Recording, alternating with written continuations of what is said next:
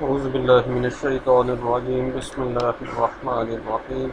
Assalamu alaikum, dear students. I hope all of you and your loved ones would be doing fine and enjoying good health. And all of you would have enjoyed this event of Eid al-Adha nicely and in a perfect way. So, first of all, I would like to tell you that I couldn't send you last 2 weeks lecture because I had some internet issues over here, so I couldn't send my lectures to you. So now I'll send the 4 lectures for the previous 2 weeks, and I'll send my this week's lecture regularly to all of you. And in our today's lecture, we will talk about arms control and disarmament, and we will try to make a demarcation between these two concepts, and then we would relate these two concepts in the context of the Cold War, which started after the closure of the Second World War and ended in 1991 with the dismemberment of the Soviet Union.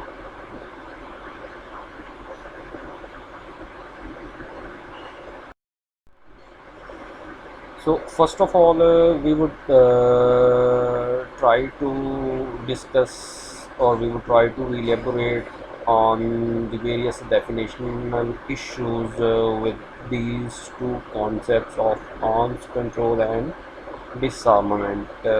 First of all, we would like to dig deep into the definition of arms control, that what is meant by arms control, and then we would try to differentiate it from the concept of disarmament, that how is this arms control different from disarmament.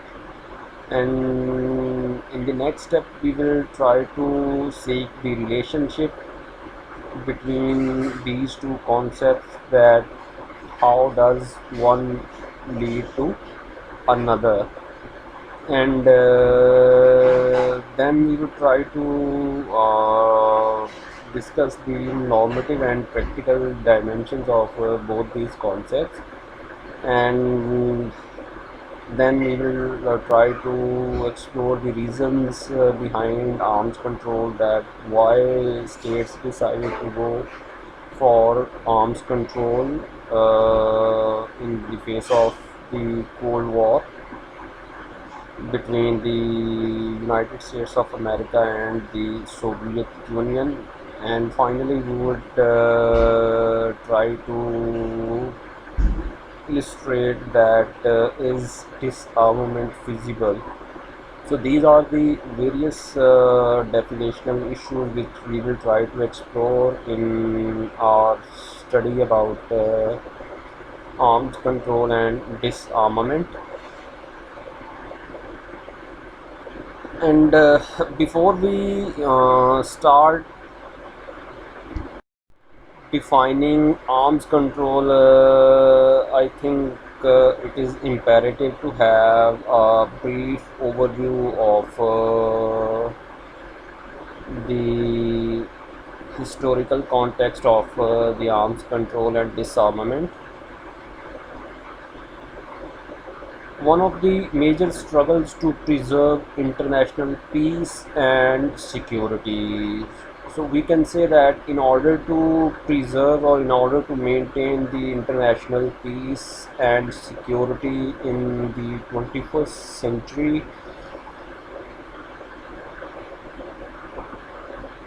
arms control, or the limit the number of arms or weapons was the prerequisite or was required in the times of the Cold War.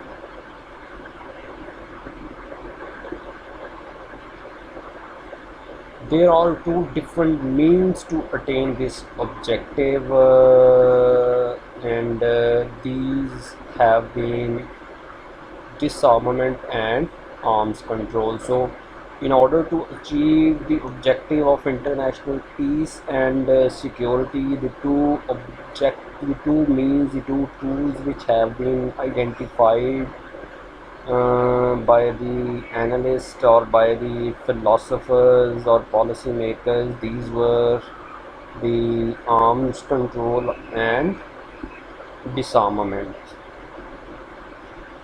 So when we talk about the disarmament is the decrease of the number of arms and military troops. It is the reduction in the number of arms and military troops which are made between probable opponents that reduce the likelihood and scope of war. So, in order to reduce the possibility or the chances of war, and in order to reduce the scope of war, it was disarmament was anticipated as one of the prerequisites, and sometimes this allows the increase of weapons by one's parties to a settlement.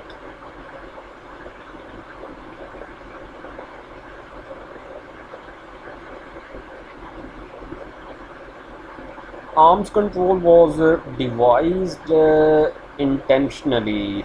Arms control was not something which occurred by itself. It was devised on purpose during the post-war period, especially after the Second World War, as a substitute to disarmament. So when we talk about arms control, it was taken as a substitute to disarmament, first of all.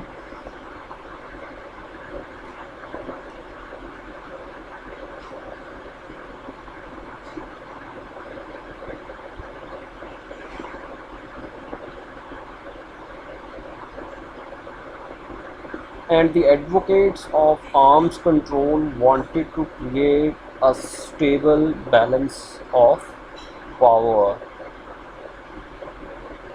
because many inhabitants mostly assume that arms control and disarmament are the same thing. But when we explore these concepts deeply, we can demarcate the differences between arms control and disarmament. Arms control also often used as a means to escape an arms race, a competitive build-up, which is arms race, that is a competitive build-up of weapons between two or more powers. So such an arms race can be expensive for both sides, as we discussed earlier in our discussions about detente and the reasons behind detente pursued by various players involved in the Cold War. So now we would try to look into the modern arms control. Although disarmament and arms control treaties were forged prior to World War II, and the modern arms control efforts became intense after the Cuban Missile Crisis of 1962. That situation exploded when the United States of America discovered that the Soviet Union was building launch sites for nuclear missiles on the landmass of Cuba, thereby threatening to put nuclear weapons very close to the United States soil. So, the then President of the United States of America, John F. Kennedy, declared a naval blockade of the island for 2 weeks, and the United States and the Soviet Union existed in a state of heightened tension, and the whole world was on the brink of nuclear catastrophe, which we already have discussed in our discussion about Dayton and also in the Cuban Missile Crisis. So let's have a look at the various arms control treaties that have been planned to increase communications between the superpowers. The first of these, coming just after the Cuban Missile Crisis, was the 1963 Hotline Agreement, which was signed between the Soviet Union and the United States of America.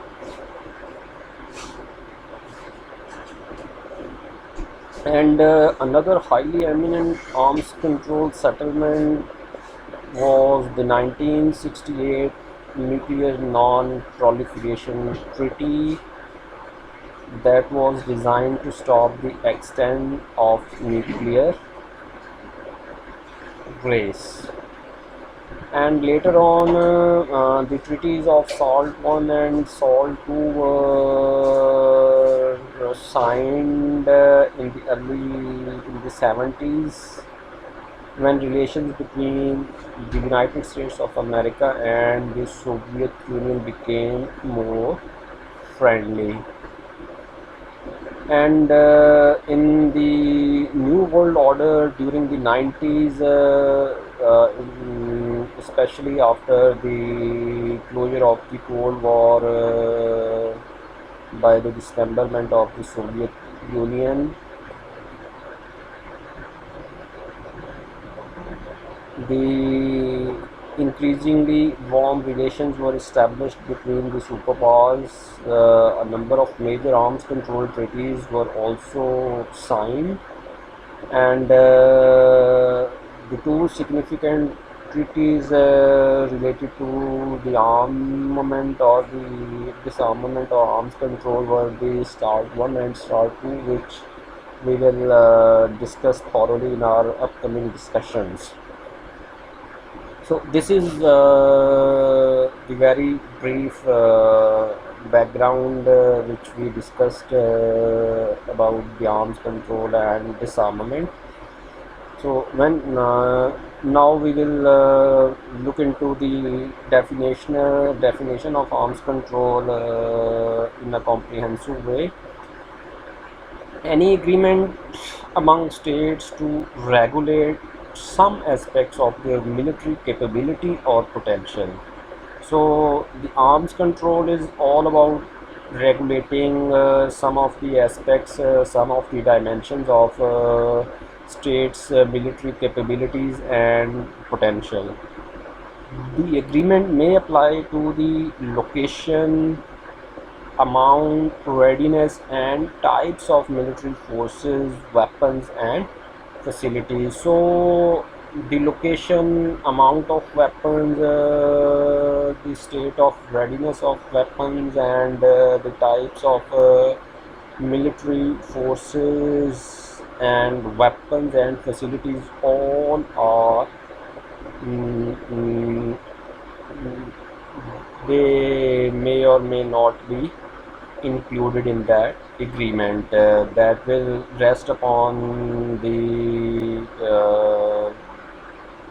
participants, those who will conclude the agreement. These things will be decided by the members involved in the agreement. And arms control is an alternative approach for achieving international security and peace through military strategies, as we discussed earlier.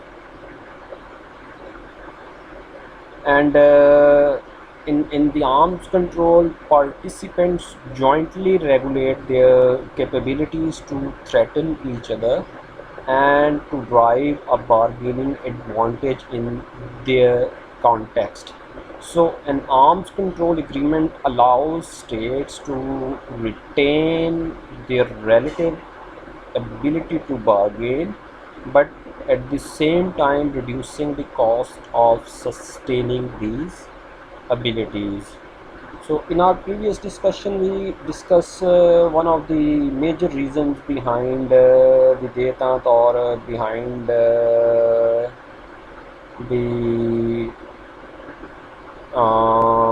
behind going for arms control was the massive economic pressures, or the massive amount of money that was put behind the military adventures launched by both the United States of America and the Soviet Union during Cold War.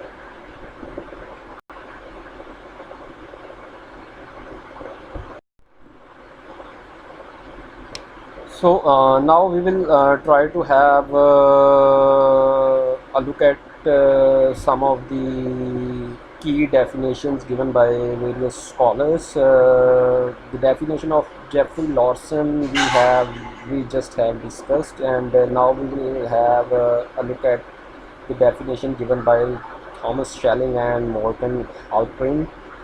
According to them, the arms control is all about the adjustments in military postures and doctrines that induce reciprocal adjustments by a potential opponent, can be of mutual benefit if they reduce the danger of a war that neither side wants, or contain its violence, or otherwise serve the security of the nation. So, in order to reduce the danger of war, which neither side was desiring, or which neither side wanted, so the adjustment were made in the military postures and doctrines by the potential opponents in order to achieve a mutual benefit in the shape of avoidance of war.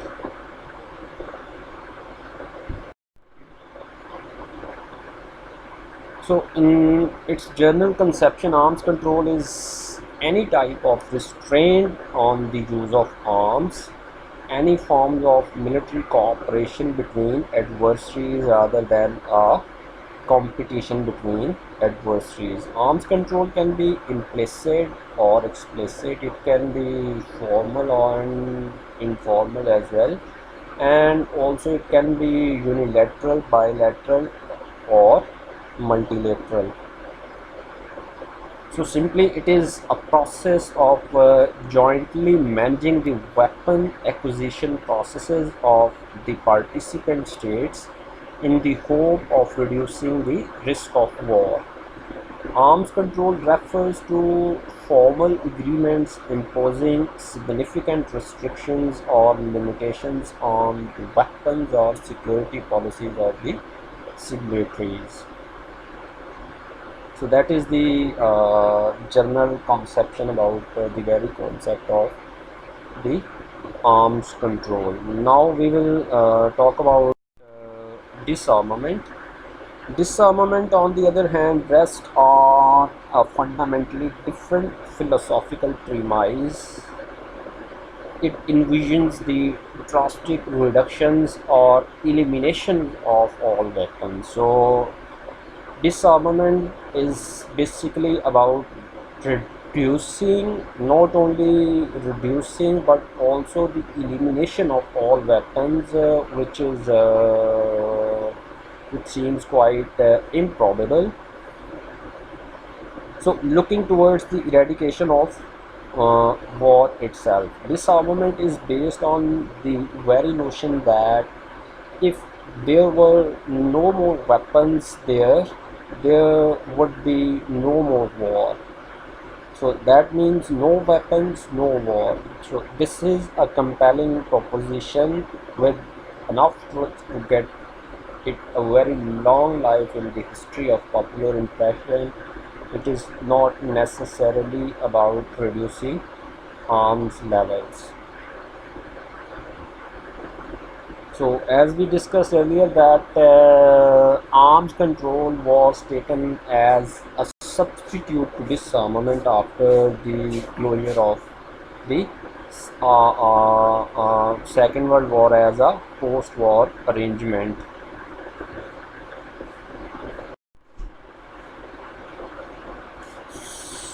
We already have discussed the brief distinction between disarmament and arms control. We will have another look at that now. Arm control tries to stabilize the status quo and to manage conflict. Although many visceral opponents would be shocked at the thought, arms control, in the other hand, is a fundamentally conservative enterprise. Disarmament, by contrast, is a radical one.